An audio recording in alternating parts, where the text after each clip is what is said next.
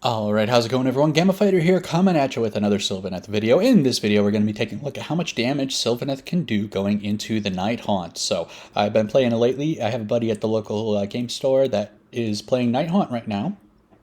So I have a little bit of experience going into this army, and I've been thinking about the numbers and everything like that, and so I thought I would share this information with you. If you like this format, I can go ahead and keep doing this for other future factions and everything like that. Just let me know what you think, and if you have any suggestions on how I can improve it, let me know. Although this, usually I don't spend that much time preparing for videos, and don't say that it shows, all right? Don't be rude like that. Okay, but this one took a long time, actually. It was a lot of work running the calculations and everything, and then, but beyond that, to go ahead and organize it into a way that's going to sort of look okay for you guys to be able to present it, did take a long time. So I can do this, but it is pretty difficult to do. But if you guys like it and you have suggestions and that type of a thing, then I may be interested in doing more of it. I did kind of like the results of it, but it was a lot of work along the way. So let's get started with a little bit of a disclaimer. I'm not a competitive player. I really only started playing more like recently. For the most part, I've just been doing painting and things like that. So it's really this year that I've been playing. I did a little bit in 3rd edition and that type of a thing, but like super casually. So I'm mostly, into the hobby side of things. So I'm not sharing some kind of pro experience or anything like that. I did my best to make the calculations here correct.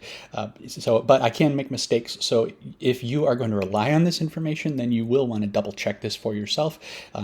Or, you can just trust me if you want. This is fun and entertainment, not financial advice. They like to say that on the finance YouTube stuff. And then the other thing I added for this one as a disclaimer is that this is just going into one enemy faction. So if I say that there's a unit that's not good, then that doesn't mean I hate it and you should be mad at me if it's your favorite unit or something like that, and you should never use it ever again. That's just about this one faction. We're trying to see how we stack up into them. You can't draw conclusions based on this one matchup to all the other matchups as well. You have to sort of balance it. So, for example, like if we look at it and we see that the kurnoth hunters with great swords do better into Nighthaunt, well, that doesn't mean that the great swords are better than the scythes, you know what I mean? So anyways, we'll get into that more later, but just getting into the overview of what we're going to be looking at. First, we're going to take a look at the defensive profile for the Nighthaunt.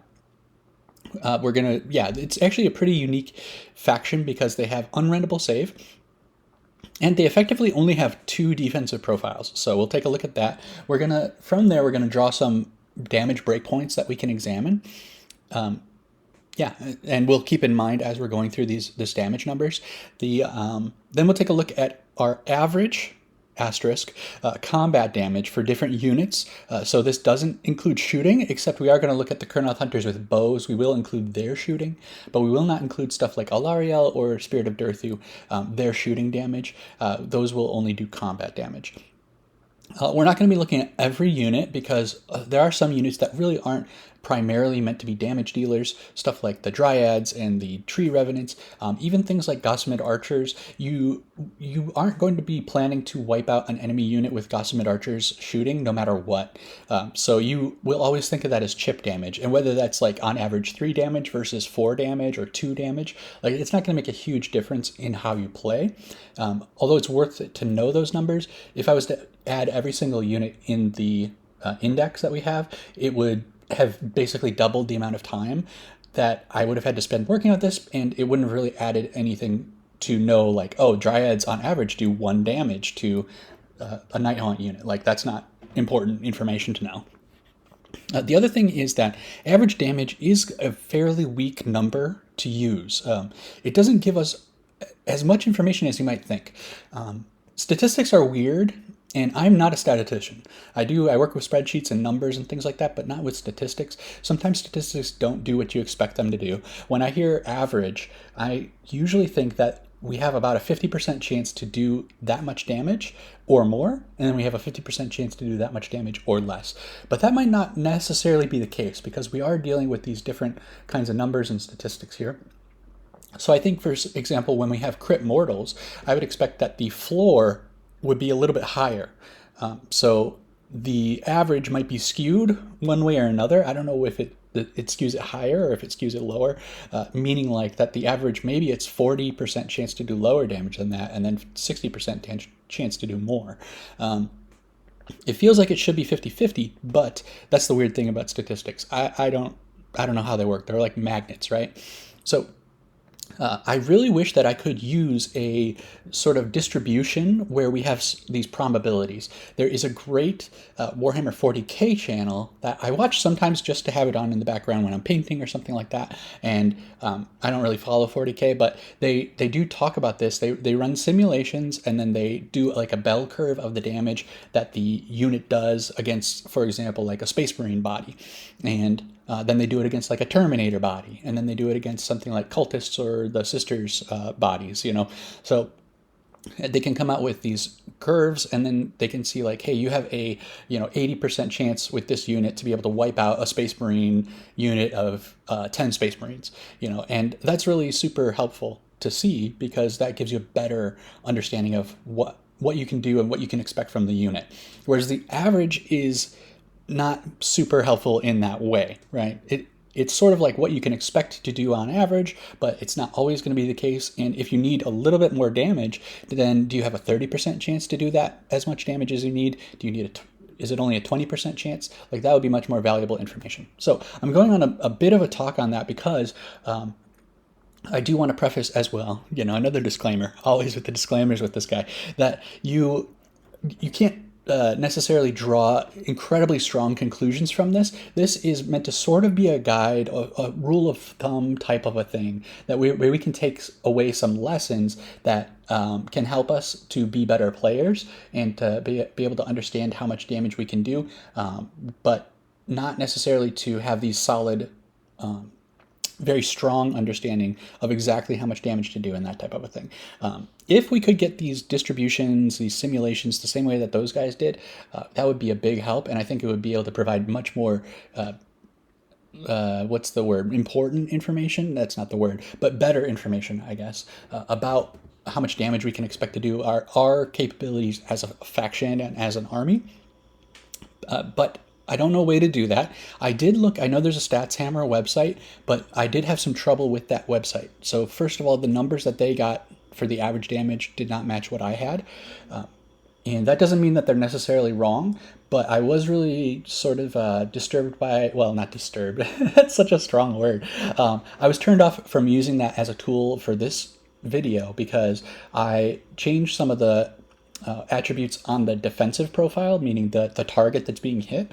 And I tried to add in the ethereal save from Nighthaunt where the rend doesn't matter. And I tried adding a ward save onto the to the calculation for Stats Hammer, and it didn't change the expected damage output, which is really weird. Those two things should make a huge difference in the amount of damage. So that made me think that maybe there's something wrong with the way that Stats Hammer is working. It could be the way that I'm using the tool is incorrect. So if you do know a way, if you know how to use Stats Hammer and you think it's a great tool, please let me know. And if there's something that I'm doing wrong, please let me know so that if that works, it would be a huge help. So, and I'd much more prefer that than using average. So I think that's it for that disclaimer. So we're going to look at the different units in terms of their normal damage output, if you'd use all-out attack, if you use Twisted Spirit Song, and then if you combine all-out attack with the Twisted Spirit Song. Twisted Spirit Song is Draika's War Scroll spell that gives the target unit +1 to wound, including for the companion attacks, but also if it's not a Kurnoth Hunter or a Belthanos, then she also gives them +1 to their attacks characteristics. So that's a pretty strong buff there. In the future, I don't think I will be combining the two buffs together because against any other faction, we're going to be dealing with Rend, and then we do have a spell that includes Rend, and then on top of that, they have all-out attack and all-out defense that they could be using, which can swing their armor save wildly in different directions, so it would just end up being very complicated. Plus then on top of that, we'd have all-out attack, Twisted Spirit Song, and the Rend spell, and layering those three different combinations it would just be way too much to do. Instead, what we can do is get a better idea of how much each of these buffs affects the damage output, and then if you feel like you need a little bit more to get you over the line to be able to finish off a unit or finish off a hero, something like that, then you might layer on the buffs in your actual gameplay. But we wouldn't run the simulations for that here. Even though this isn't simulations, I just did a big long talk about that. So we're going to check these different damage profiles against a 4-up, a 6-up, and a 5-up unrendable save. Sorry, I don't know why I did it in that order. 4, 5, and 6-up unrendable save, and then a 5-up and a 6-up ward save. So then we'll close out with some takeaways and some kind of rules of thumb and some additional tips for fighting Nighthaunt. And then, like I said here, is this going to be a good format? Let me know what you guys think. I mean, you can let me know right now, or you can wait till the end of the video and let me know how it worked out, and if this is kind of an interesting topic for you guys as well. Okay, so first up, the Nighthaunt, as I said earlier, but just to be a little bit more explicit about it, they have a special characteristic across the whole army for everyone except for Nagash, that they cannot reduce their ward or their armor saves. So they ignore negative modifiers to their armor save. So that includes rend. But so as a trade-off for that, they have a fairly bad armor save, which is a 6-up armor save on all their units, but they do have a ward save of a 5-up, which is pretty good. And yeah, I think all the death armies have a ward save, but usually I think it's a 6-up, and these guys have a 5-up across the whole army. So I mentioned that they only have 2 defensive profiles, and so for all the units, it's a 6-up armor save and a 5-up ward save. Actually, there is one exception. The Black Coach is not a hero, but it has the same defensive profile as the hero units. So that's technically a war machine, but it doesn't have the 6-up armor save. It has a 5-up armor save. So we'll look at that on the next slide. So then from here, we can look at the kind of breakpoints that we have for the different units. Nighthaunt is a little bit weird. They have some of these like small units that come with 2 to 4 models, and I think these are sort of leftovers from early Age of Sigmar and maybe even back from Fantasy Battle, where things just came in weird sizes and that type of thing. So they have, let's see, yeah, so these are the units that have between 2 and 4 models. I'm not going to memorize all of them, and I wouldn't expect you to do that either, but these have, let's see, the other rule of thumb for Nighthaunt is that almost every unit has 2 health per model, and there are a few exceptions, and I wrote this one down because I think these are rare enough that you can remember them. They have Chain Rasps, which is their sort of tar pit unit that's very cheap. They have a pregame move. Those have 1 health each, and they are, yeah, so they are really like swarmy and very small.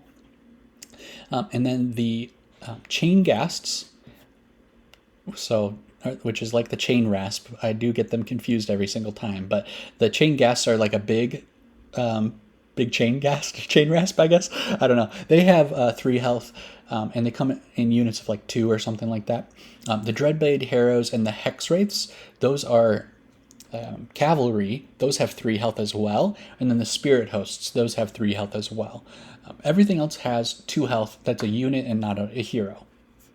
So within these 2 to 4 model units, you have health ranging from 6 to 10 health. So 10 is a really solid breakpoint for these unreinforced units that have the weird number of models. And then there's the Chain Rasps that have 10 models, but they're only 1 health each. So those are also at 10 health total. And then there's the Craven Throne Guard. These come in units of 5 and then reinforced into units of 10. So they have 2 health each, but because they come in a unit of 5, a non-reinforced unit has 10 health as well. So 10 is a pretty solid breakpoint for dealing with all of this stuff. So sometimes less than 10 is going to be good enough, and sometimes, but as long as you can do 10 damage, you're pretty safe in being able to wipe out these units, generally speaking. Then there are a couple at this sort of midway point for 15 or 16 health. So it's the Hex Wraiths. As I mentioned, those have 3 health each. They're a cavalry unit, and they come in units of 5, and so that's 15 health. And then the Pyregeist is the Warcry unit that is 8 models at 2 health each, and they're kind of a shooting unit, so those have 16 health. They're sort of this in-between thing. And then, of course, the Pyregeist can't be reinforced, so they'll always be 16 health. And then finally, there's a big bulk of these units, which are sort of the workhorse, sort of the bread and butter of the army, and sort of the main damage dealers, I like to think of them as. The Grimghast Reapers, the Bladegeist Revenants, the Dreadscythe Harridans, those are all at 20 health for a unit of 10. And then they're reinforced into units of 20. So at base, though, they're 20 health, with each model being 2 health each. And then, of course, I mentioned here, but I didn't do all of the reinforced units, but reinforced Chain Rasps and the reinforced Craven Throne Guard, those will be 20 health as well. But, of course, everything gets doubled when you reinforce them. So, like, if you reinforce Hex Wraiths, they'll be at 30 health, not 15. But I just didn't want to include every single example of reinforced, because you can do the math for yourself.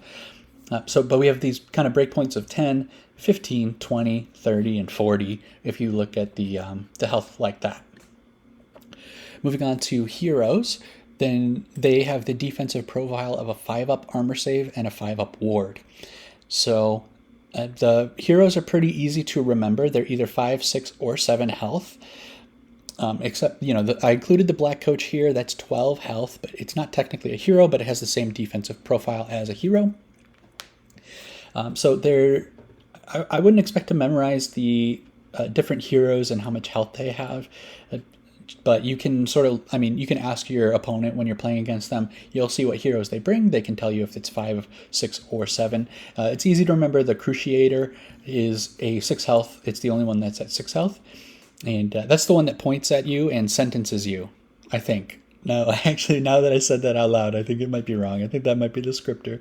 The Cruel Gas Cruciator, it might be the one that reduces damage. Anyways, we're not doing a deep dive into that. So for 5 health, we've got the Scriptor Mortis, the Lord Vitriolic, which is the new one that has all the potions.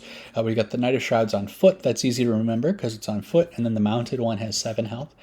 We got the Guardian of Souls and the Lord Executioner. These are sort of weaker foot heroes. Krogast Cruciator at 6, and then at 7 health is Lady Olinder. She does not have a 5-up armor save and a 5-up ward save. We will talk about her at the end. Yeah, if you guys know, then you already know. But then we also have Kurdas Valentian or something like that. Alarielle the Drowner, Reikenor the Grimhailer, and the mounted Knight of Shrouds at 7 health. So these are sort of, it's weird because they're not necessarily mounted. Like Alarielle is mounted on a boat. Lady of Olinder's not mounted, so it's hard to kind of keep exactly straight, but you get used to it if you play it enough. Also at 8 health with 5-up armor and 5-up ward save is the Nexus of Grief, but as I mentioned here, you can rend that. So the Nexus of Grief is not a hero, but it is their faction terrain, and the good thing is you can hit it with that rend, so it is pretty considerably easier to destroy, but it has 8 health, and then the Black Coach at 12 health here. Yeah, I'm not going to include Nagash, just because he's sort of an outlier. He's included in as being available for all the death armies and stuff, so I didn't think it was really necessary to include him here. I was more focused on the direct Nighthaunt units. So let's take a look here at the Kurnoth Hunters first. I've grouped together the Kurnoth Hunters with scythes, Kurnoth Hunters with swords, and Kurnoth Hunters with bows. So it's a bit complicated. I tried to strip it down as much as I could, but there's just so much information, man. But I highlighted these 2 columns here in orange, and then the other 2 columns in blue. These are what you're going to be fighting into most of the time. So the orange ones are a 5-up armor save and a 5-up ward save. That is the base profile for the heroes. If the unit uses all-out defense, they will also go up to a 5-up armor save and a 5-up ward save. So you will be fighting against this profile quite a lot. I mentioned they ignore the whole Nighthaunt army ignores negative modifiers to their armor save, but they don't ignore positive modifiers anymore. So they can use all-out defense to improve their armor save. The other column, the other orange column, is the regular unit defensive profile, a 6-up armor save and a 5-up ward save. So these are going to be what you use almost all the time. If a hero uses all-out defense, then they will be going down to a 4-up armor save and a 5-up ward save, which is really crazy. And then the blue columns are a 5-up armor save, a 6-up ward save. This is when you have a Warsong Revenant that's able to reduce the enemy wards. Then this will be the hero profile or a unit profile if they use all-out defense. And then the 6-up is the regular unit profile when you reduce their wards. So you can see just how valuable the Warsong Revenant is going to be going into this army. I think Warsong is worth bringing in most of our Sylvaneth. Like however you build your list, it's usually worthwhile to bring in the Warsong Revenant. So I don't think you should go out of your way to bring Warsong just because Nighthaunt exists, but I think it is particularly powerful against this opposing army. Taking a look here, there's a lot of different takeaways that we can go into. I don't want to dive too deep. But first let's just take a look at the bows. The bows are pretty bad against the Nighthaunt army. On average, you're expecting to do between 5 and 6 damage against the regular defensive profile. And even when their wards are reduced, you're looking at either 6 or 8 damage. 6 or 8 damage is not terrible. That is pretty good. And if you're shooting into a unit, then making them use an all-out defense to be able to go down to this 5-up armor save is pretty valuable that you made them use a CP for that.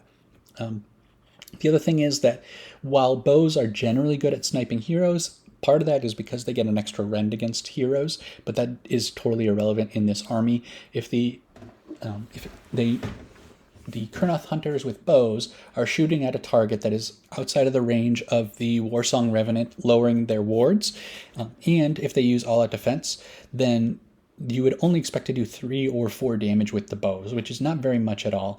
Now, the enemy heroes do only have 5, 6, or 7 health. So 3 to 5 is not terrible.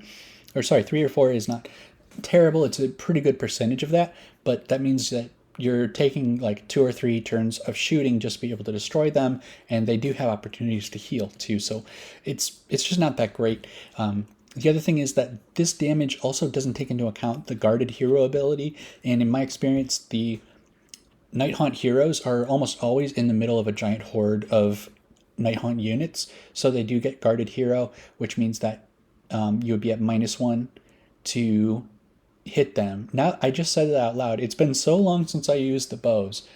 I know that they ignore the 12-inch restriction on guarded hero, but did they ignore the -1 to hit? If they do, then I'm accidentally a genius for including it here.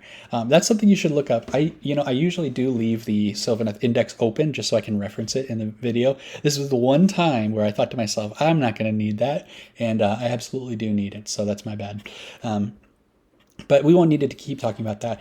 The bows are just doing pretty bad. Oh, I didn't mention earlier, these are reinforced units, so that includes the bows as well. So a reinforced, a 400-point unit doing only just 5 or 6 damage is really not that impressive. It is at range, but yeah. So this doesn't mean that you shouldn't bring bows ever. Like I said at the beginning, and I'm not going to keep repeating this, but it just means that particularly into Nighthaunt, it's not super valuable.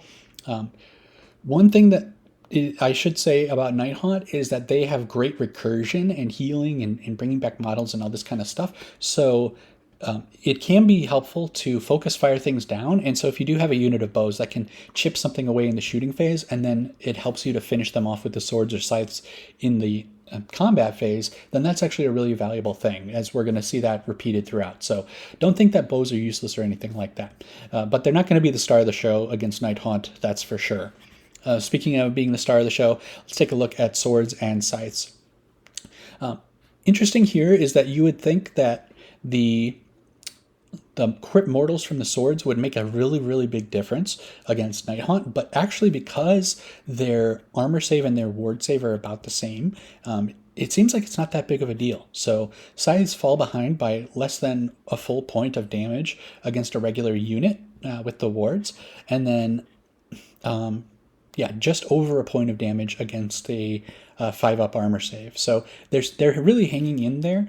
Now, because the damage isn't that great, it's just over 10. So a full point of damage lower is around 10% damage drop off. So it is a pretty significant percentage of a difference. But as far as the absolute damage that you're dealing, it's not making a huge difference whether you're bringing scythes or swords. So that could be, you know, even if the Nighthaunt is really strong in your meta, like really prevalent in your local meta, it doesn't mean that you'd necessarily need to drop all your scythes and turn them into swords, for example. So their damage is pretty comparable. As we're looking at that, oh, and the last thing I forgot too is that this doesn't include the impact hits. So the swords deal damage, they deal mortal damage when they charge into the enemy as impact hits, and then scythes deal mortal damage when an enemy charges into them. So any difference in damage that you see here, actually the scythes may end up doing more damage because the Nighthaunt are pretty quick. They have some movement shenanigans, some charge shenanigans, and that type of stuff. So they actually have a really good chance of charging into you, in which case the scythes would deal some mortal damage back to them. Whereas if the swords get charged into, they're not dealing that mortal damage, and so that would actually push the scythe damage over the top. The mortal damage is only around 4 on average, so if you factor in a 5-up ward on top of that, you're looking at 2 or 3 damage, mortal damage getting through, but that does kind of close up the gap really well between the swords and the scythes. So that's something to consider as well. As far as the absolute damage that we're looking at, this is only around 5 or 6 models if the unit uses all-out defense, and it's around 7 models if the enemy unit does not use all-out defense. So if you're going into a unit that has 10 models, then that's pretty good. Being able to almost wipe them out is pretty good. And they won't be able to swing back with very much damage. Into a reinforced unit of 20, 7 is not incredible, and on top of that as well, they are able to bring stuff back. So they do have quite a lot of recursion, as I mentioned before. So the 7 models worth of damage isn't, really incredible. You still are going to have to grind through a couple of combats to finish them off as you fight into them, and they recur back at the end of the turn. You fight into them again the next turn, and they bring a couple more back, and then maybe you finally finish them off after 3 rounds of combat or something like that. So we are going to want to look at some help. The Warsong Revenant does help out quite a bit, help you take out a couple more models if you're able to reduce their wards. And then we can also look at all-out attack. For the most part, all-out attack doesn't provide a huge benefit for the bows. You are looking at adding just a couple more points of damage. And then for the swords and the scythes, really sort of the same thing. We're looking at... let's look at going into units. If we're at 14.8, we go up to 17.9. That's around 3 damage increase. Again, it's not a huge difference, but if you're going into a unit of 10 and you're able to wipe out, 8 or 9 instead of 7, then that the lowering your armor save with the all-out attack is not going to be that bad because they're only swinging back with 2 or 3 models at most. Whereas if you're going into a unit of 20, it may not be worth it to use all-out attack just to squeak out a few more models worth of damage, because then they're going to swing back at you and be able to do quite a bit more damage. Of course, it always depends on the situation that you're in, but all that is to say that all-out attack doesn't make a huge difference. Now, when we look at going against a 6-up ward save instead of a 5-up ward save, it does make a little bit bigger of an impact, going to 22 damage up from 18.5. And then for the sides, we're going from 17.5 up to about 22 damage as well. Now we're talking about, a pretty good damage increase here. If we got a unit of 10, we're looking at 20 as a really important breakpoint. You would much rather do 20 damage than 18. So if you are able to reduce their wards, that is going to make a big difference, and you may want to use all-out attack if it's safe to do so to be able to take them out. Sort of looking at the same thing with the bows. If we're going up against a 6-up armor save and you've reduced their ward save down to 6, then doing 10 damage is a pretty marked improvement compared to something like doing only 5 or 6. Doing 10 damage on average does make a pretty big difference. And then as far as looking at the hero's perspective, if we're looking at 7 health heroes, and they use all-out defense, the scythes and the swords can pretty reliably take out an enemy hero that has 7 health, but this is a reinforced unit putting all of their attacks into it. When you see an enemy hero that only has 7 health and you have like 25 attacks with your swords, you're going to be tempted to split your attacks, but you really do, especially with Nighthaunt, you want to finish things off completely. And so you have a very solid chance of finishing an enemy unit, an enemy hero at 7 health, even if they use all out defense and they have a 5-up ward, if you put all of your swords into them. But once you start splitting attacks, there's a chance that you won't be able to do that. So it's much safer. You can possibly safely afford to like strip away 1 Kurnoth Hunter or maybe 2 from attacking with the swords. With the size, I really wouldn't even risk pulling off even a single Kurnoth Hunter from focusing down that hero. And the other thing about the heroes is that they tend, well, I mentioned already, they tend to be clustered with their units. So they are surrounded by just tons and tons of little ghosty goos, and it's going to be pretty hard to get all of your Kurnoth Hunters to be able to be in range to hit the enemy hero, because they are able to be protected so much by just having so many bodies on the board. So you may want to save the heroes for later. But this would be a case where maybe you shot them with your bows and you were able to get 5 damage through. In which case, now it's really easy to finish them off, even if you don't have all of your attacks going into them. So these are the things you have to really think about. If we're looking at reducing their wards, it's much safer. Just to be safe, if you are going to try and focus down a hero, I still would want to put at least half of the unit of the Kurnoth Hunters into them. If they don't have all out defense available, you'd still want to put, more than half now that I say that, like 4 models into it minimum, just to guarantee that you take out the unit. If they have all out defense available, you'd still probably want to put in 5 or 6 of your Kurnoth Hunters. So again, you could also use all out attack though, to be able to make it safer, in which case maybe you would be a little bit safer splitting your attacks, but you really want to be careful doing that into Nighthaunt. Okay, moving on, we're going to be looking at with the Twisted Spirit Song from Draika. Now, the Kurnoth Hunters don't get a huge benefit from the Twisted Spirit Song. They, for one thing, they're Kurnoth, and so they don't get the +1 to their attacks characteristic. The other thing is that they already are wounding on 3s, so getting +1 to wound drops you down to wounding on 2s, which is okay. But 3s is already so accurate that adding 1 to it doesn't improve your damage by that much. For the Kurnoth Scythes, it's actually the same as using all-out attack because they're hitting on 3s, wounding on 3s. So if you go from hitting on 3s, wounding on 2s, or you go to hitting on 2s, wounding on 3s, that's the same math on average. So that's interesting. But so the damage increase is the same for the size as it is in the all-out attack. For the swords, it's not quite as good of a damage increase because the crit mortals already bypass the wound roll, so improving the wound roll doesn't improve their damage by as much. So they're really not great for carrying the Twisted Spirit Song, although we'll look at that with all-out attack in a second here. So you generally wouldn't want to put Twisted Spirit Song on them. You usually would have a better target. Even Draika herself may be a better target for the Twisted Spirit Song, but I just included this here for completeness, and we can see if you are reducing their wards as well, then you do get over the 20 damage mark against a regular unit that doesn't use all-out defense. You can either get there via all-out attack, or you can get there with the Twisted Spirit Song when you're looking at Kurnoth Hunters. When we combine the all-out attack and the Twisted Spirit Song, we're also, even against a 5-up ward save, on average we're doing 21 or 22 damage, and we can see even the sides are able to surpass the damage of the great swords, just because of the way that the attacks balance out and the maximum damage that they have available to them. And then if they have reduced the wards, then we do get up to 27 and 26 average damage, which is going to be, what is that?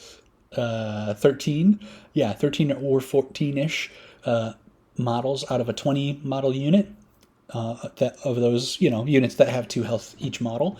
So that's pretty good damage where you're able to almost decimate a whole unit. That would be a case where you would want to use Twisted Spirit Song and All Out Attack if you can. So if they overextend one of their reinforced units into you, and that's the only combat that you have going on with those Kurnoth Hunters, where they're not going to get risk of getting hit by anything else, you may want to choose to buff them up with the Twisted Spirit Song and then swing them with an all-out attack.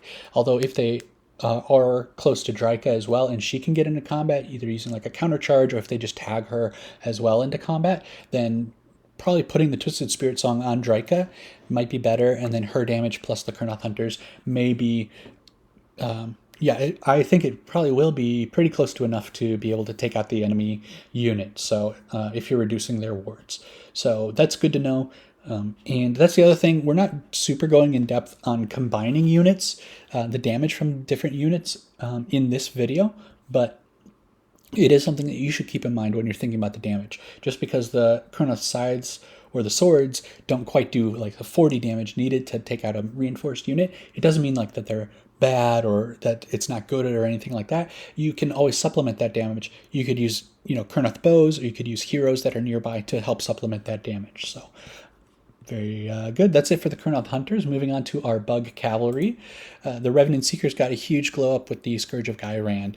One thing to think about with the Bug Cavalry is that they have these big wings, and it's even harder to get them in to combat in like all the right places that you want to, because the wings kind of make it difficult to squeeze them together very much, whereas the Kurnoth Hunters can very easily be base to base. Like that's how you're supposed to run them, where all their bases are touching each other. But you can't do that with the Spite Rider Lancers or the Revenant Seekers. And with so many bodies from the Nighthaunt on the board, they can really gum up how you're able to move your guys. And it can make it really hard to hit everything in. And specifically, if you're going after like a hero that's in the middle of an enemy unit, it can be very, very hard to do that. But the Revenant Seekers... Let's see. Yeah, the Revenant Seekers do have some really good damage comparable with the swords against like the defense hero. And yeah, I'm not going to go back and forth this whole time. If you're going against a hero, you would expect, if you're able to get all of your attacks in, you would be able to expect the Revenant Seekers and the Spite Rider Lancers to be able to take out those 5, 6, and 7 health heroes, whether they use all out defense and if they have a 5-up ward. It's pretty strong. The problem is being able to get all of your attacks in at the same time.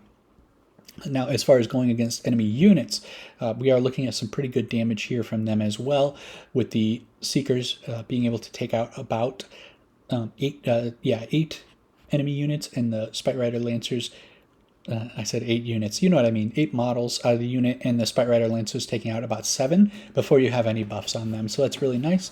If you can reduce their ward save, it gets even better. We get that Revenant Seeker up to that 20 breakpoint where it can take out a non-reinforced unit at 20 health, or reinforced chain rasps, stuff like that, which is really nice.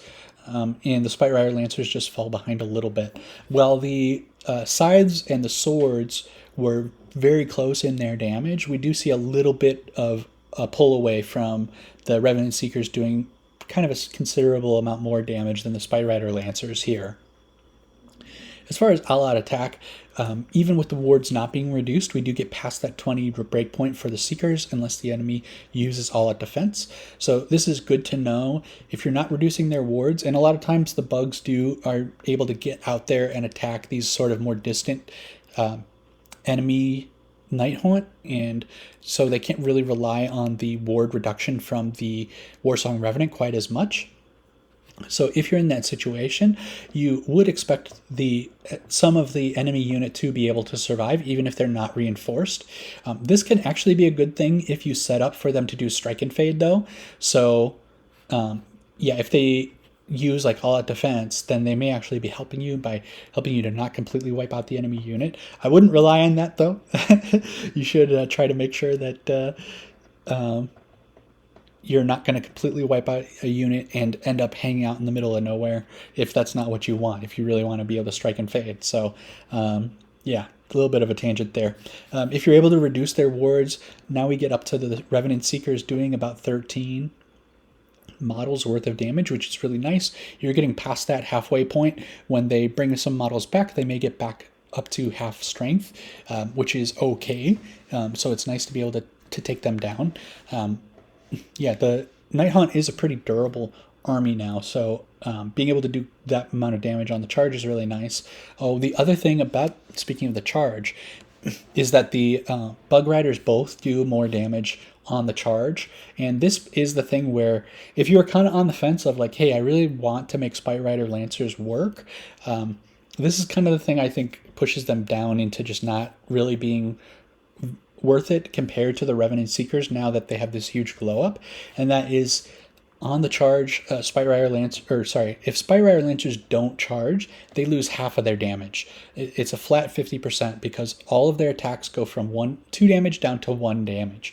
So if you get them caught in combat, which does happen against Nighthaunt, then you will lose 50% of your damage, and in which case, looking at 5 damage against all-out defense or against an enemy hero, or if they don't all-out defense, looking at 15 damage, about 7, or sorry, going down to 7.5 damage, only taking out like 3 or 4 models, that's really just not going to be good enough. They will out-control you, they will out-grind you, and they will wear you down. Whereas the Revenant Seekers, they only lose about 20% of their damage. The Riders still have their crit mortals that deal full 2 damage, even if they didn't charge. It's just the mounts that lose their damage going from a 2 down to a 1, but that's not a hugely significant amount of the Revenant Seeker's damage, so it's not as bad of an impact on them. Looking into all-out attack, we do see it helps. The Lancers do almost get to 20 damage, and the Seekers do get to comfortably over 20 damage, even if you're not reducing the wards. If you're able to engage within a Warsong Revenant, then even if the enemy unit uses all-out defense, we still are able to remove about 10 models on average, which is very nice to see. And if they don't all-out defense, we're looking at about 27 damage, so that's very nice. Continuing on, if the Bug Cavalry benefits a lot more from the Twisted Spirit Song than the Kurnoth Hunters do. The Riders do get the +1 to the attacks characteristic. The Companions, the Bugs, don't get the +1 attacks, but they still get the +1 to wound. On top of that, the Riders also are wounding on 4s natively. So going down from a 4 to a 3 is a better improvement than going from a 3 to a 2, as far as like the statistical percentage damage increase. So these guys carry the buff really well, and you'll love to see it. So going against a unit that doesn't use all-out defense, the Seekers get up to 25 damage, which is really nice. This is sort of like the, not necessarily worst case scenario, but sort of the default that you would want to look at, where you're not reducing their wards or anything like that, and you're able to get in there and deal 25 damage. That's pretty strong. If they do use all-out defense, you're just getting below that 20 damage mark on average, which is a little bit painful. But yeah, I think that's fine. Seekers are still doing some pretty strong damage, and that will definitely blunt their attack if they're able to charge into you next turn or something like that. So it's nice to see here. And if you're going into a non-reinforced unit, you do have a small chance of being able to completely wipe them out by getting to that 20 damage. So pretty good to see. If you're able to reduce their wards, we break that 30-point breakpoint with the Seekers, which is really nice to see as well. And again, if they use all-out defense, it does blunt the damage of your attack pretty good, but you're still looking at close to 25 damage, which is really nice when you're reducing their wards. So you'll love to see that. If you combine all-out attack and Twisted Spirit Song, and they're at the full ward level, you are able to do some really, really good damage. Looking at removing about 15 models out of a 20 model unit is really nice to see from the Revenant Seekers. And the nice thing is, even when you're combining these things, I don't know how nice it is, but if you're able to bring them down to just 5 models, you used all-out attack though, so you have -1 to your armor save, but that's really not that bad because they only have 5 models left. So you wouldn't expect them to be able to do that much damage. So I like that. And then if you can strike and fade out, then that's fine. But also at that point, if you don't want to strike and fade and you just kind of want to grind them down, that's probably okay as well. You should be able to finish them off the next turn. Nighthaunt is pretty slippery, so they may be able to get away. So you have to, we'll talk about that more later, but as long as the Revenant Seekers aren't way out there in the open to be charged by other units, then it may be okay just to grind it out with them. When they only have 5 models left, they'll bring a couple back at the end of the turn, but then you should be able to wipe them out. So it's really nice to see. But even better, if you're under the Warsong Revenant, then the Revenant Seekers get to almost 40 damage, which is almost wiping out an entire unit. And most of the time, if you're under Warsong Revenant, reducing their wards, and you've got a reinforced enemy unit in you, or that you're fighting against, then you're going to want to dump all your attacks in there, go all out, and you should be able to finish them off. Again, if there's like 2 or 3 other units that are going to fight into you right after that, you probably don't want to use all-out attack. But if it's just this one unit that you're really focusing on, you need to take them down, you do actually have a pretty good chance of being able to do that. On average, you're doing almost 40 damage, which is pretty impressive considering just how durable the Nighthaunt army is. Yeah, I didn't focus quite as much on the Lancers, but the damage does fall off just a little bit. We do see at the top end here, they're only falling down by about 2 points of damage, which is really nice to see. But I do prefer the new Revenant Seekers quite a bit compared to the Spite Rider Lancers. Okay, moving on to the heroes. So we're not doing all of the heroes, but we will do Draika on a future slide. But for now, we're looking at Alarielle, Durthu, Spirit of Durthu, and Belthanos. We will not be looking at stuff like the Lady of Vines. I just really didn't consider her damage significant enough as a reason to bring her to really look into it. Okay, so the nice thing about these guys is that their damage is going to be quite a bit less than a reinforced unit of Kurnoth Hunters or Bug Cavalry. That's because heroes tend to have worse damage per points cost compared to the regular units. That's just the way that the game is kind of balanced. Like Alarielle is a 3-cast wizard. She's got a lot of other good stuff going for her. She can bring models back to life, you know. Belthanos gives the whole army run and charge. So that's a huge advantage compared to just raw damage output. So, but we do want to see how good they're able to do. When you're under the Warsong Revenant, and the enemy hero doesn't use all-out defense, they have a really good chance of being able to take out any enemy hero except Lady Olinder. Yeah, any 5, 6, 7 health unit or hero, they should be able to take them out, which is nice. That's a good thing to know. Now, if they do have the wards up, though, you probably do want to use all-out attack just to confirm that kill. Durthu is pretty reliable to be able to do that. He can also bring the Glamour Weave, which can help him roll to hit roll and a to wound roll. So his damage can be even more reliable if you give him an artifact. So maybe you don't need to all-out attack, but even with him, if the enemy does have command points available to all-out defense, you're dropping down to around 5.85 damage on average, in which case maybe you do want to use all-out attack just to make it a little bit more likely that you're able to get over the line into that 7 damage. For Alarielle and Belthanos, you generally, even if they don't use all-out defense, you probably do want to use all-out attack. Again, situation permitting. You may want to use all-out attack just to confirm that you can get that kill, because Belthanos just falls short on average of that 7 damage, and Alarielle falls short quite even further. So the all-out attack is going to be valuable for them. Nice thing again, if you have the Warsong Revenant nearby, then it's going to be much more likely that you're going to be able to get that 7 damage that you need without using all-out attack. So that's pretty nice to see. As far as damage against enemy units, these guys are not very impressive. But again, you're not bringing just Belthanos to battle. You're bringing a whole army, and Belthanos is one component of that. So if you can add on a little bit more damage, he's got his Rampage, which does some mortal damage as well, and which I didn't factor in here. He can do a little bit of chip damage that really helps something like your Kurnoth hunters to be able to push over the line, to be able to either hit a breakpoint or something like that. Generally, though, all-out attack is not super valuable used on these guys going into Nighthaunt because the damage is just so low that even going up by 2 damage, which is a pretty significant percentage increase, is not a very big absolute increase. So you're only going to want that for these really important breakpoints like I talked about with the heroes and that type of a thing. But generally, otherwise, you would generally want to use the all-out attack on a more powerful unit to get a better benefit out of it. Even under the wards, you're looking at under 14 damage when you use all-out attack, so less than 7 models killed. Still pretty impressive considering that these guys are not meant to be just focused purely on damage. But it's not going to be enough where like you can send Alarielle in to grind against like 2 or 3 enemy units.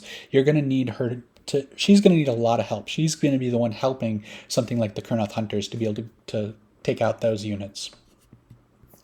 Going into Twisted Spirit Song, these guys also don't benefit from Twisted Spirit Song very much at all. Belthanos is a Kurnothi, so he does not get the attacks bonus, and he's wounding on 3s, and his beetle is wounding on 2s. So only the rider gets the benefit at all from Twisted Spirit Song, so a very small increase in damage. Alarielle is not Kurnothi, but she also has her beetle is wounding on 2s already, and it doesn't benefit from the +1 to attack, so it's just Alarielle the rider who gets the +1 attack and the +1 to wound benefit. And then durthu benefits a little bit more. He has 2 combat profiles, and they both actually do benefit because neither of them are companion weapons. So he does get +1 to attack on that. His sword goes from 4 attacks up to 5, and then his claws go from 2 attacks up to 3, which percentage-wise is a huge increase in number of attacks. And on top of that, he is wounding on 2s though already, so he doesn't benefit from the +1 to wound. And the other thing is that the only one who really has any mortals, the only one with mortals on the crit attacks is Spirit of Durthu, and that's only on his claw, which would have 3 attacks. So going from 2 to 3, you're still not very likely to get more than 1 6. You're not even that likely to get a single 6, So it's not that big of a difference in terms of going straight through their armor save, straight to the ward save. But it does help if you do Twisted Spirit Song. Durthu catches up in damage to Alarielle, and belthanos falls behind quite a bit. Oh, actually, just at base, Durthu's already doing more damage. So actually, it turns out that Alarielle is the one who catches up to Spirit of Durthu there. But this is really more so for completeness sake. You're still not doing incredible damage. You do have better carriers for the Twisted Spirit Song, but consider there may be use cases for putting it on Spirit of Durthu, but probably not for Alarielle or for belthanos. And then if we combine everything, we can see they're still not hitting that 20 breakpoint. We do see Alarielle hitting that breakpoint of 16 when you have the Warsong Revenant nearby. Spirit of Durthu gets close to that 16, so with the Glamour Weave artifact re-rolling your hits and wounds, 1 hit and 1 wound roll, then you probably can get to that 16 breakpoint, so you could help finish off something like Pyregeists if you do have like a Warsong Revenant nearby. So that's noteworthy, but it's probably not going to be coming up all that often. But if there was a case where you could make to say, when is a situation where you would put Twisted Spirit Song and All Out Attack onto Alarielle and Spirit of Durthu, that would be the case. Okay, but yeah, our heroes are not very good going into Nighthaunt. It's just kind of a hard counter, almost. And then finally, we're going to take a look at Draika and the Spite Revenants. So Draika actually does pretty good. The reason for that is that she ignores wards, which is, of course, very valuable for this army. You'll note that I did not include data for the 6-up ward save because it's the same as the 5-up ward save. She ignores both of them. And then the Spite Revenants are doing okay as well. Not spectacular damage, just going to do a little comparison, but a reinforced Spite Revenant unit can do more damage than belthanos, and they're quite a bit cheaper. Of course, they don't get the whole army run in charge. I know belthanos is valuable for many reasons, not just his damage, but it's a good point of comparison to see that actually this 160 point reinforced unit of Spite Revenants actually can punch pretty hard. And when the Nighthaunt loses their wards, then the Spite Revenants can do even a little bit better, getting up to almost 10 damage there. As far as all-out attack, it's not a huge damage increase because the Spite Revenants are already hitting on 3s and really kind of relying on the crit mortals to be able to carry their damage. But, you know, they do help a little bit. And Draika's already hitting on 3s as well, but so she gets a little bit of a damage increase. I don't really see breakpoints here, though, except you could say maybe an enemy hero with all-out defense available to them. You may want to use all-out attack on Draika to be able to ensure that you have a really good chance of finishing them off, getting them to that 8 average damage. But other than that, not a huge reason to do all-out attack. Moving on to the Twisted Spirit Song. The Spite Revenants are also a very good carrier of this Twisted Spirit Song in that they do benefit a lot. They go from 3 attacks up to 4, and then they also get +1 to wound, taking their to wound roll down from a 4 down to a 3. These are essentially the foot version of the Revenant Seekers. So they do, just like the Revenant Seekers, take the Twisted Spirit Song very well. So do the Spite Revenants. The main problem is that they don't have a huge maximum damage anyways, so even a big percentage increase doesn't give them a huge amount of damage. But they are able to punch considerably above their weight class, and able to do 15 damage, hit that 15 damage breakpoint when they're under the Warsong Revenant's ward reduction, which is pretty impressive for a cheap unit against a very durable enemy army. And finally, when you combine Twisted Spirit Song and All-Out Attack, Draika is able to get to 15 damage against the regular units if they don't use All-Out Defense. 15 isn't a great breakpoint. It's like the cavalry unit that's not reinforced. And I don't know how popular that is right now.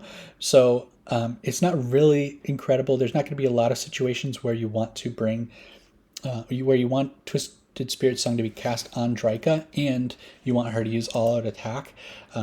But, you know, it is very helpful. And again, if she's like base to base with the Kurnoth hunters and she can help finish something off, then that's really valuable. Where, you know, maybe the Kurnoth hunters can get you most of the way and then she can finish them off, or, you know, make them a lot less durable, or you make them a lot less strong on their turn, even after they bring back a couple of units if they aren't completely wiped out. So, yeah, pretty good findings here for Draika and the Spite Revenants. And finally, here she is, Lady Olinder. So Lady Olinder, I do hate her now. I try not to have any hate in my heart, but I do hate Lady Olinder. So she makes it so that your units attacking into her, they always miss if it's a 4 or below on the hit roll. Same thing with the wound roll. A 4 or below is always a miss. So you can only hit and wound her on 5s and 5s and 5s. Or, you know, 5s and 6s is kind of where I was starting with that sentence. But, you know, when you roll a 5 or you roll a 6, those are the only possible hits and wounds for her. On top of that, she has a, I want to say a 4-up, she has a 4-up armor save and a 5-up ward save, which is really disgusting when it can't be rended. So, and she's only got 7 health, but it feels like 100 health. And if there's any way that they can heal her at all, every point of healing is worth like 10 points of damage, or maybe even more, you know? So that's it. I do, you know, I say that I hate her because I have put a whole unit of swords into her. It might not have been at full strength, but I put a unit of swords into her and a couple of Revenant Seekers and stuff like that, and I got her down to like 2 health, and she just would not die. So I do really hate her. She also has a shooting attack that deals d6 damage, and every single time it does like 5 or 6 damage to me. It's like, you gotta miss like every once in a while, right? Or you gotta roll like a 1 on the damage, right? Like that's what happens when I roll a d6 damage. But for some reason, Lady Olinda, she always rolls that 5 or 6 on the damage. But anyways, so everything is really bad into her. Everything sucks. Surprisingly, though, the Spite Revenants do really well because you're mostly counting on the crit mortals anyways, so they can actually, on average, come pretty close to killing her under the 6-up ward instead of the 5-up ward with the Twisted Spirit Song as well. So that's pretty surprising. The other thing is that, oh, this is definitely wrong. How did that happen? That can't be right, can it? Twisted Spirit Song.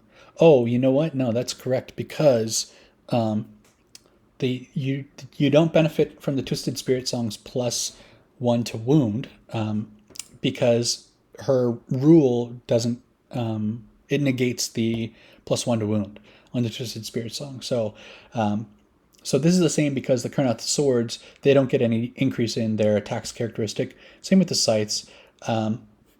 The bows, of course, they're shooting, so Twisted Spirit Song doesn't count. So I didn't need to include that for them. The Revenant Seekers do get more attacks. Lancers get more attacks. Alarielle gets a few more attacks. Spirit of Durthu gets a few more. Belthanos does not get any benefit. Okay, so this is correct.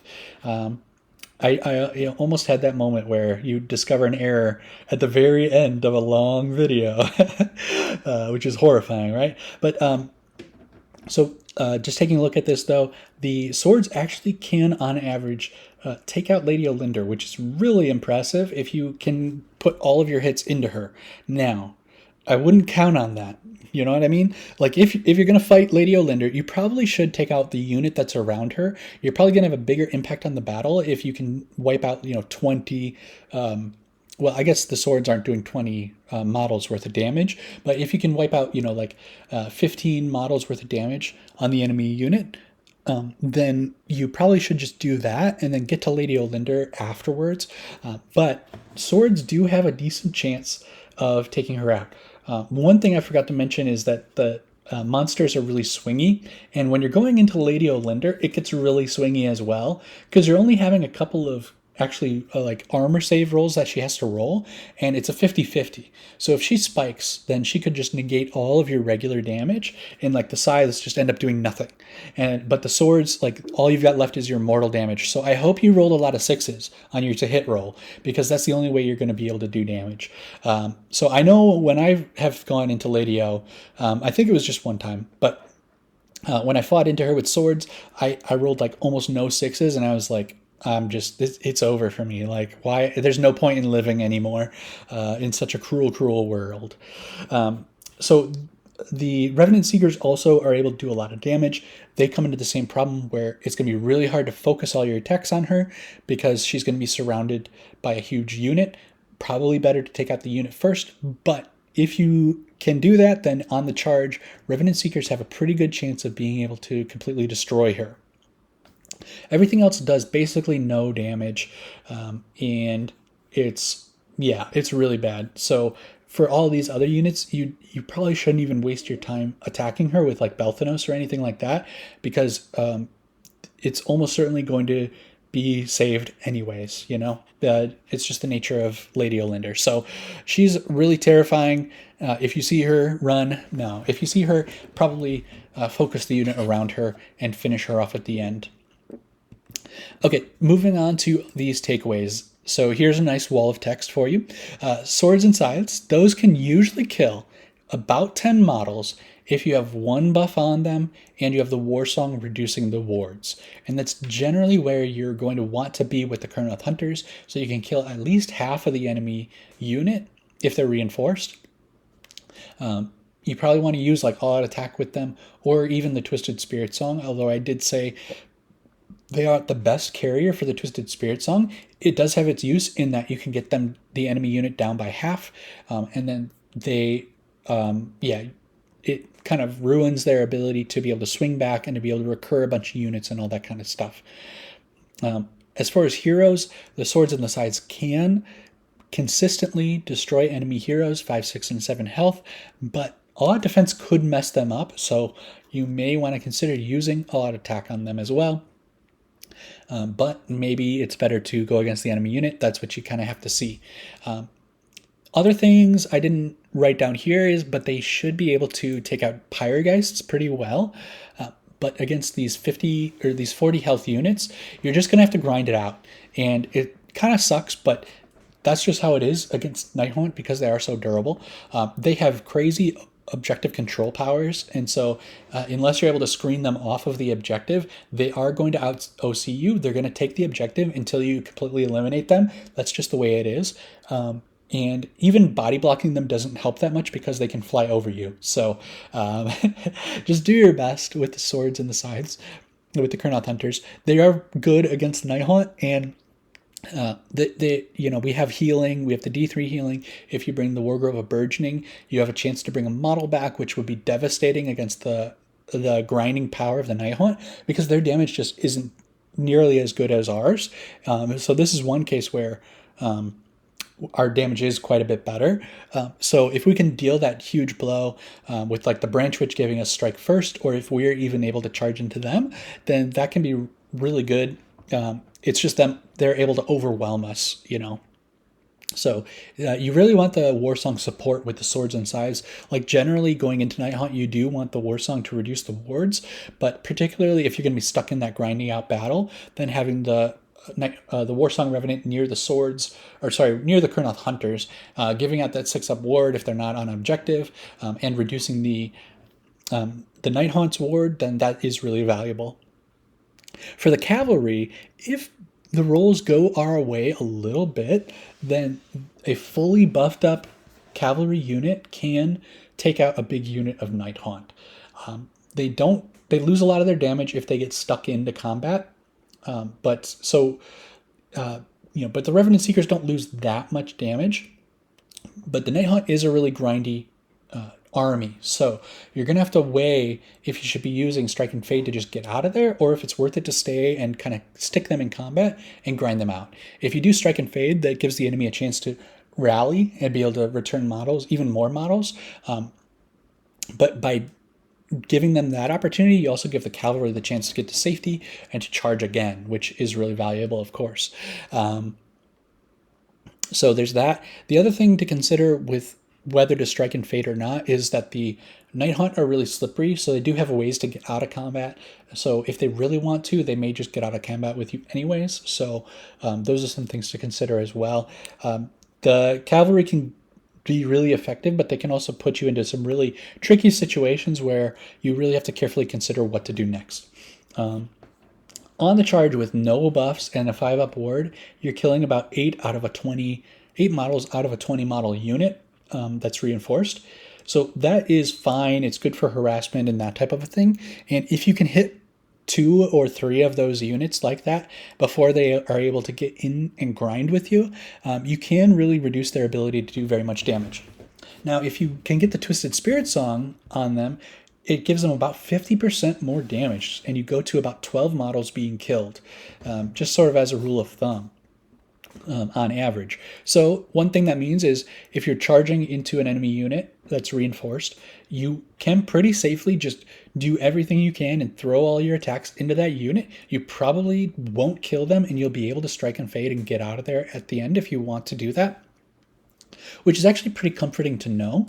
But the other thing is you're reducing them below halfway, so half strength. So even if they recur some of their models back, first of all, when they swing back at you, if it's your turn and you attack first with the cavalry, then when they swing back at you, they're not going to do that much damage, and you should have all your bugs survive unless they spike really hard.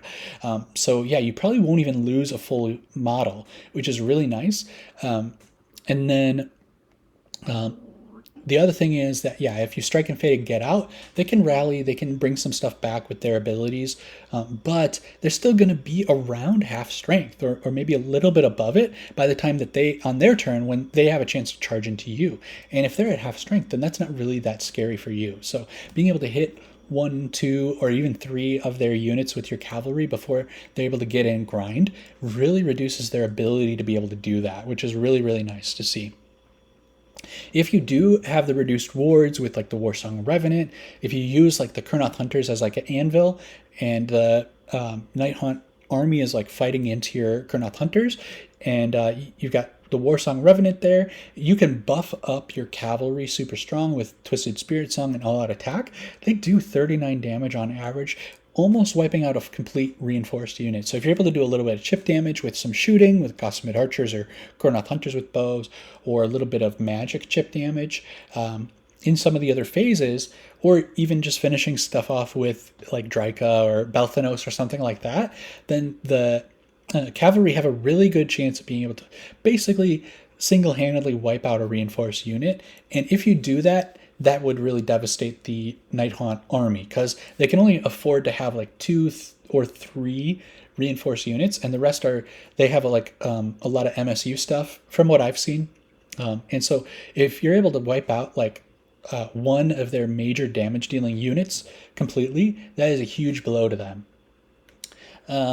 Moving on to the heroes. So our heroes are not very strong against this army. They are not going to be able to sit there and grind like maybe Alarielle was able to do in the previous General's Handbook against some different armies.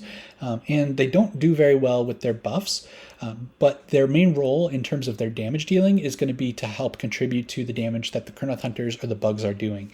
One thing that's nice about like Alarielle and Belthanos is that if you can have your Kurnoth Hunters fight first, you can activate them first and take out a really significant chunk of the enemy unit. And then even if the enemy unit puts all their attacks into the hero, like Belthanos or Alarielle or Spirited Durthu, or even Dryka, there's really good chance that they're going to survive. And then they can swing back and deal their damage and maybe finish off the unit. Depends on the kind of buffs that you had on your Kurnoth Hunters and that type of stuff. But they can either, finish off the enemy unit or just cripple them even further and make them down to 2, 3, 4 models. And at that point, they're not doing very much. They return a couple, but then the Kurnoths can finish them off in the next turn. That's more of the role. When it comes to heroes, our heroes are only doing about 6 damage to their heroes, so you do need something like an all-out attack to be able to consistently kill them. And as I mentioned briefly earlier, the heroes are also mostly monsters, so they're all monsters. So it's very swingy, the heroes we looked at today. The damage is very swingy, it's not very reliable, so sometimes you are going to significantly underperform on damage. And sometimes, though, you are going to overperform, which is really nice when that does happen. But you shouldn't put yourself into a position where you are relying on the damage dealing coming from Belthanos or coming from Alarielle, stuff like that, as your main damage dealers, because the Nighthaunt will just regenerate faster than you can damage them, which is never the situation you want to be in. I personally, playing against this army, I charged my Belthanos into Pyregeist because I hadn't done the calculations and stuff. And Belthanos should be able to take out about half of the unit of Pyregeists. So it wasn't terrible to throw him in there. But I did all-out attack, and I only got like 2 or 3 models. And it was just like, what am I doing? So I was going to have to sit there and grind with Belthanos. I thought I was being so clever, like with my fast monster hero going into his shooting unit. And I thought it'd be doing something really nice, but it was so demoralizing seeing only like 2 or 3 go down, because I rolled bad. It was just like, he's swinging, so you really can't rely on that. And then closing out with Dryka and the Spite Revenants, Dryka does a bit better as a hero because she ignores those awards. So one avenue of their saving is completely ignored. So she consistently can do 9 damage to the enemy heroes and around 11 damage to units. So it's pretty good. Going up against something like a non-reinforced unit or one of those like smaller units that we talked about, the chain gas and like even the Pyregeist. Well, she wouldn't be able to finish the Pyregeist, but going against those smaller like 2 to 4 model units or the chain rasps, she can pretty consistently take those out, which is really nice, as long as they don't use all-out defense. So that's good. She generally doesn't want buffs. You may want to be able to put her out on like a flank area around where the bugs are to buff up the bugs, give them a chance to go in there, and that type of thing. And then she can maybe get into combat with these sort of smaller units, if that's possible. So she generally wants to buff the other stuff, like, yeah, the cavalry or the spite revenants even would be like better recipients of the buff. But if it's a pinch, she can take the buff and she can do a bit better damage with that. So she's good support and possibly able to fight against those smaller enemy units. The Spite Revenants can punch up okay, but they're definitely way more fragile than the Nighthaunt units, so you're probably going to want to activate them first as your first activation if you do fight, because otherwise the enemy unit can fight into them. So with no buffs, they can only kill about 3 to 4 models, so they get clapped back really hard, even against a non-reinforced unit, and they'll probably take more damage in return than they dealt. If you fully buff them up, they can do about 7 to 9 models. So if you got one of those damage dealing units, but it's not reinforced, Spite Revs fully buffed actually can do some pretty significant damage to them. And if you take out 9 and there's only 1 model left, then you don't really care that your Spite Revenants are fragile. Maybe 1 or 2 of them goes down and you've got like 8 left, but that's not that bad. Especially if you are in the Wargrove of Burgeoning, the Spite Revenants come back pretty consistently with that because you roll, you know how it works. You don't have to, for kurnoth hunters and the bug riders, they have 5 health, so you have to roll a 5 or a 6 to bring a full model back. But for Spite Revenants, you only have to roll a 2 to bring 1 full model back. So a 4 up brings you back 2 models plus. So that's nice. Yeah, and most of their damage does come from mortals, so you kind of would expect them to do a little bit better into Nighthaunt, but they still don't do that much damage. Yeah, generally, like, depending on the situation, I mentioned, like, if you do go in with a buffed up unit of Spite Revenants, you probably want to activate them first. But generally speaking, you probably want to activate your Kurnoth Hunters or your Cavalry first, since they're your main damage dealers. You don't want to lose half of your Kurnoth Hunters unit to protect a Spite Revenant unit most of the time. So it just kind of can put you into these awkward positions where you have too many activations. So, these are a big help in assisting to be able to take stuff out. They can help out with Draika. They can help out with the Kurnoth Hunters or the Cavalry as like supplemental damage. You could use them for screening as well, of course. And one thing I did notice, and I didn't really touch on in the slides, that they do benefit a little bit disproportionately from the Warsong reducing wards, because a lot of their damage is coming from those crit mortals. Okay, finally, I just want to close out with a couple of other thoughts from my experience playing with Nighthaunt. As I said at the beginning, I'm not an expert on as a pro player or anything like that. I'm a very casual player, but these are a couple of things that I've learned as just categorizing the army. And particularly because I didn't understand this stuff the first couple of games, I feel like I've done really, really bad playing against them. And this is kind of sort of me fleshing out my thoughts for myself, so that, hey, next time I play, I'm going to keep these things in mind. So if you haven't played against Nighthaunt before, you're not very familiar with them, then these may help you out for sure.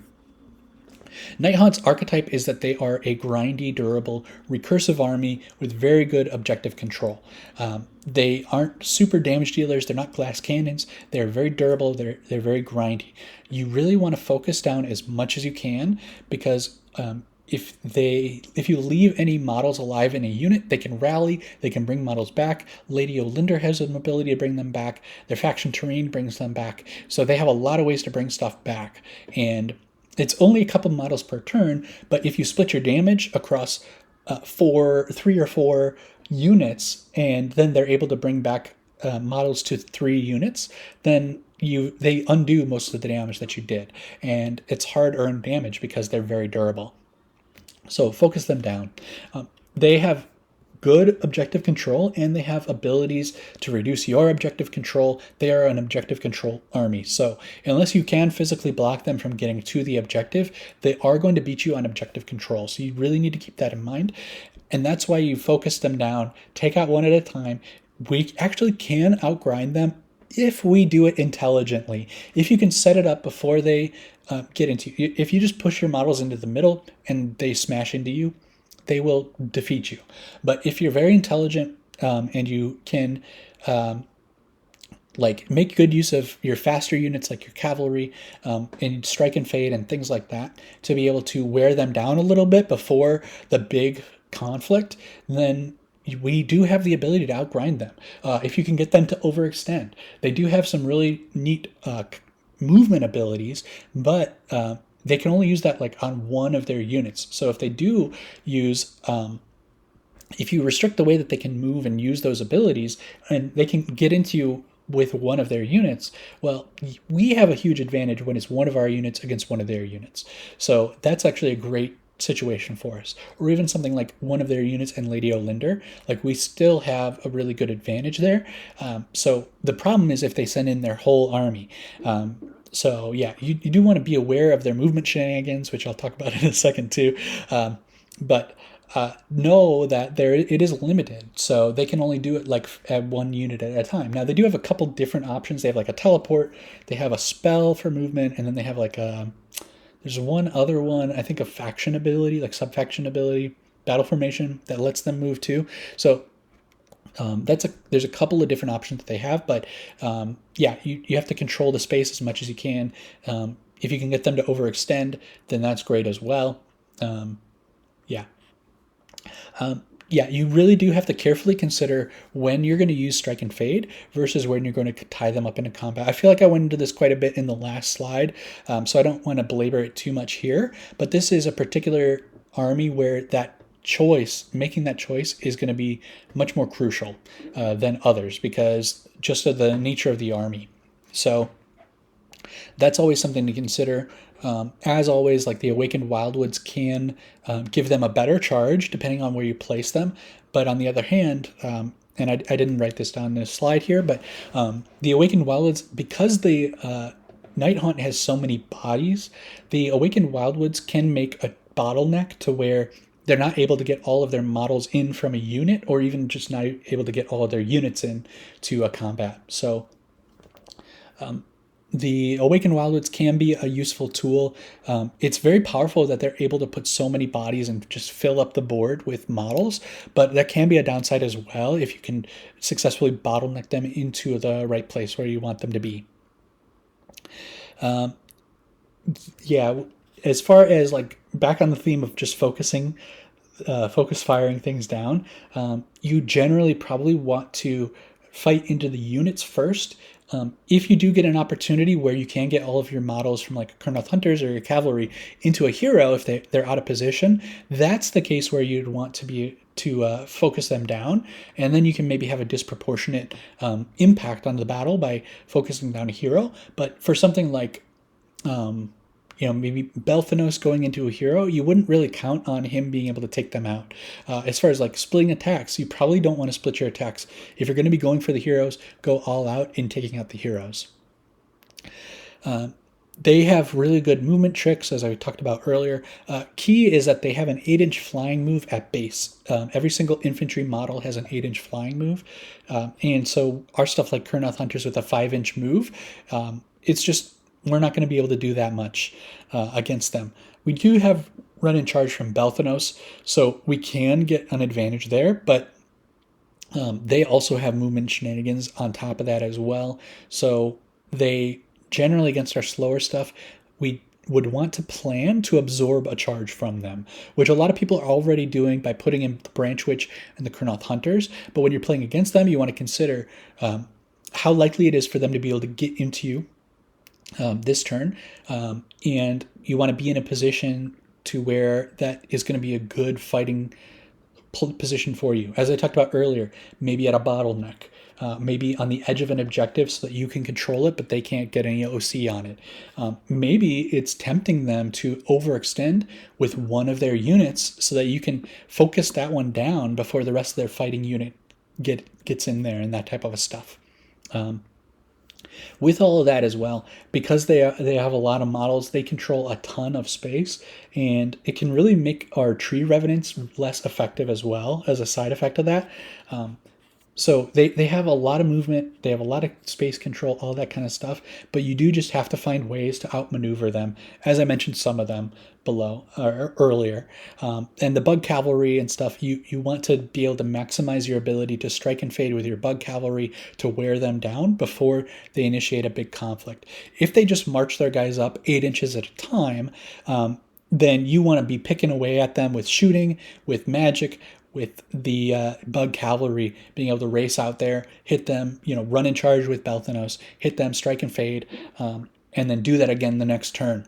But yeah, you want them to feel pressure where they want to get into you as quick as they can and make mistakes, overextend stuff, use a teleport where they think they're getting in a good fighting position on you, but actually they just got their guys out of position. You can capitalize on it and collapse on them, all that kind of stuff. The strength of Nighthaunt is this big castle that can come in. Well, it's not even really a castle, just a wall of ghosts being able to grind you down.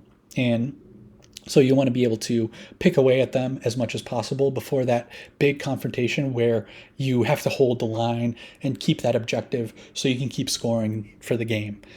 Oh yeah, and I mentioned here they also have a teleport that costs them a command point, but you just always need to be able to watch and screen your backline. I don't know how they get the teleport, if it's just part of their faction ability or if it was like a heroic trait or something like that, but they have a teleport available for them for 1 CPU, which is horrifying. We needed trees to be able to do it. Like, teleporting is supposed to be our identity, and we need to, like, we're severely limited by it. And we have to place trees in order to be able to do it, but they can just teleport wherever they want. So, as I mentioned earlier, like, that tree revenants have their power reduced, like, because they can screen out so much of their backfield and they can take up just so much space that there's no safe place to put your tree revenants. Well, one good thing that you can do with them is you can screen out your backfield as well. So all right, those are all the tips that I have. That's my deep dive analysis into Sylvaneth dealing damage into the Nighthaunt. Of course, this was really long, but there's also even so much more if I wanted to go into more details about how the Nighthaunt functions and looking up and referencing all of their rules and things like that. This is just the numbers of the damage, and then off the top of my head, a lot of the lessons that I've learned from playing against them a couple of times. And so I hope this is really helpful for you guys. If you do like this format, please let me know. If you like the video, give it a like. If you comment the video, give it a comment. If you subscribe the video, give it a subscribe. And I just thank you guys for all your support. I really appreciate you guys. I'm having a ton of fun with Age of Sigmar. And I'm having a ton of fun in the hobby side as well as the playing side, and I just always have so much to think about. I did mention, earlier that I was going to try and play more games this year, like I have been playing, and the hope was that it would inspire me to make more videos, and that's exactly what's happening. There's a long time before the new GHB came out. There's a long time where I didn't really have much to say about Sylvaneth, and so I wasn't making videos, and now that I'm playing more, I have a ton to say. My bug riders are coming along really well, and I'm having a ton of tons of fun painting them. I even have another box of kurnoth hunters that came in the Blades of Belthanos. Got to put those together. So I want to get it all done before it starts to get cold outside, and I can't spray prime outside anymore, all that kind of stuff, because that actually is becoming a legitimate concern in the coming weeks. It's going to start getting cold out a lot, and it may warm up again at some point, but yeah, it's going to be a long winter, and I want to have all my stuff ready to work on all year long, going until spring next year. So appreciate all you guys watching the video, all your feedback, all your comments. And really, it's a lot of fun. So I hope you guys enjoyed, and thanks for watching. Until the next one, I'll see you in the next one.